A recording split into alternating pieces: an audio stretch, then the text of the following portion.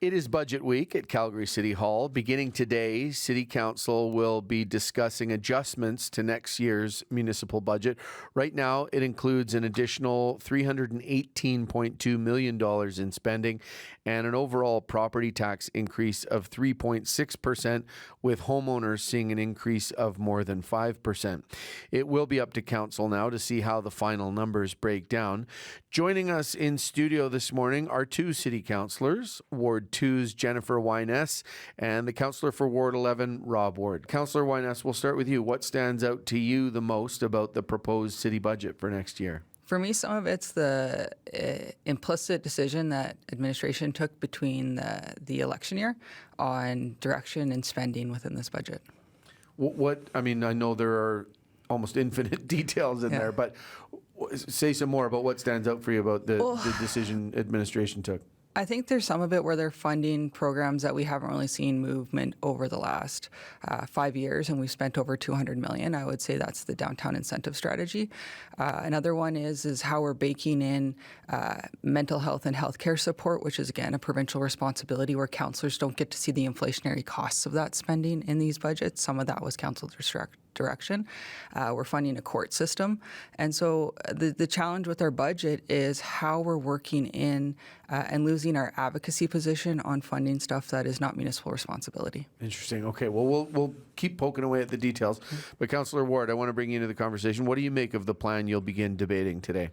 I think, like Jennifer said here, is we need to make sure that we're focusing on the things that matter to Calgarians. When I door knocked during the election campaign, we talked to approximately 24,000 homes. And the message was quite clear. Calgarians want us to focus on core services and delivering excellent services and value for dollar as well. Some of the things that Councillor Wyness highlighted there, again, are not things that our residents are seeing as our core municipal services. So it's about focusing on what people expect, and when they pay that property tax bill, ensuring that they're getting good value, that they feel that their money's being spent wisely. Okay, well, I want to come back to what you heard at the door. The number right now is 5.4% to an increase to residential property taxes.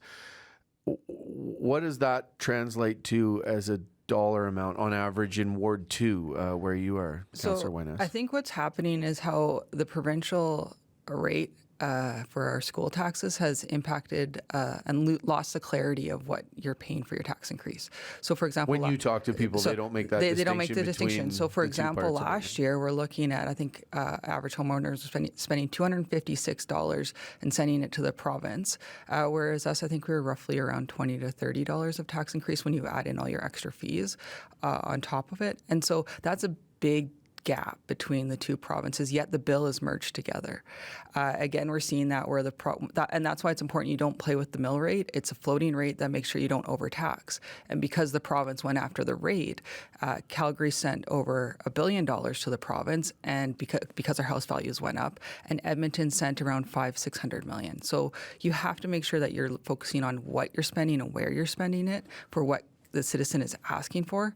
One thing my citizens are asking for is more playground expenses, and that's not in this budget.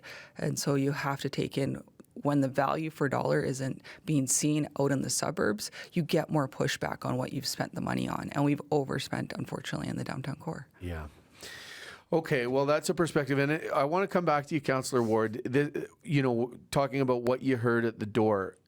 In our research and in every successful councillor now and every candidate that we spoke to talked about public safety.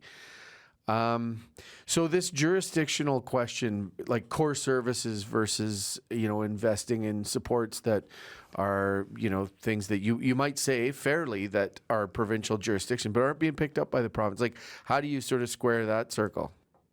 Well, yeah, it's just focusing on what people in our city deem important. You talked about public safety. I guess the point I'm asking, how do you handle public safety? Because people have said that's important. For sure, and for public safety, it focuses on both our police, our bylaw, and our protective services on transit. A lot of people don't feel safe taking transit right now, so we need to make sure that we're making the investments so that people do feel safe taking transit. I talked to some people even yesterday that said, even if transit was free, I still wouldn't take it because I just don't feel safe on it. So when we look at a budget, it's ensuring that, what we're hearing is reflected in the budget. If you have a budget that doesn't reflect residents' general thoughts and feelings and what they feel is important, then to them it's not a good value, and they think that you're wasting their money. So it's about being responsible and reflecting their wishes in the budget. When we look at downtown safety, the problem we have is when individuals are entering the court system, they're getting released on bail. So our officers are spending a disproportionate amount of time on a small number of individuals.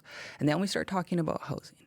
And the unfortunate part is for some of these individuals, they need complex care supports that are just not in the system. So when your municipal taxes are going up because your federal and provincial governments are not making systems work for our most vulnerable, there's a threshold and a limit for which municipal taxation will be able to solve that problem. If you think that we need more officers, but that we're really just following people around, Calgarians get mad even if we were to do that. The last council invested in more transit and bylaw officers. And again, Calgarians are still saying they're not seeing them out there because we are not solving and making a system work. When you take someone to processing and they're sleeping 3 to a cell, our infrastructure for actually solving the problem needs to be invested in by the provincial and federal governments for anyone to solve this. And it's hard because we are the order of government in municipal that you have the easiest access to talk to your elected official. And so we bear the brunt of this, and yet those that are operating in party systems have the protection of the party and do not have to be as accountable to the voter when it comes to solving these problems, which makes our job as municipal electors that much harder. Okay, I totally take what you're saying about this jurisdictional stuff, but I want to move on a little bit from it just because it could take up a lot of time. It's budget week at City Hall, and you got to kind of chew the fat on this stuff. I mean, Mayor Farkas says he wants to scale back the increase as it is now by at least half. He started at 0. I don't know. Yeah, that's what I heard as well. He said 0, and now we're at half. And so do you, let me ask you, do you support that, and do you see a pathway to it? I see us scaling back, but you're essentially making sure that the new councillors see what is buried in base budgeting, and they don't have enough time to unpack all of that going into this. It's about making sure we're prioritizing what spending needs to happen, and really looking at what's effective spending and what isn't. I think I'm not surprised he said 0 and now we're at half, but I'd like to see his solution. He is the mayor. He was the one that came out and said, this is what we're going to do. So as a councillor, he hasn't told me the plan, so I'm waiting to see. Okay, maybe today's the day. Yeah. What about you, Councillor Ward? I mean, do you see a pathway to a cut of that significance?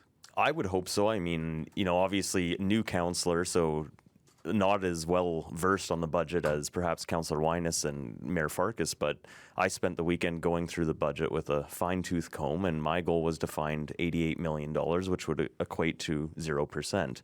I have some items that I think would work. You want to talk about them on the radio here? I don't think today is the day to give specifics. We still need to hear from the public today as well as from administration for them to review, but I think there's a path to find $88 million. But it's about the will of the council, and most people will forget the way council works. We need 8 votes to do anything. Yeah. So I have some ideas. I don't think any of them are grossly offensive. So we'll see if the will of the council will allow for those to move forward. Yeah.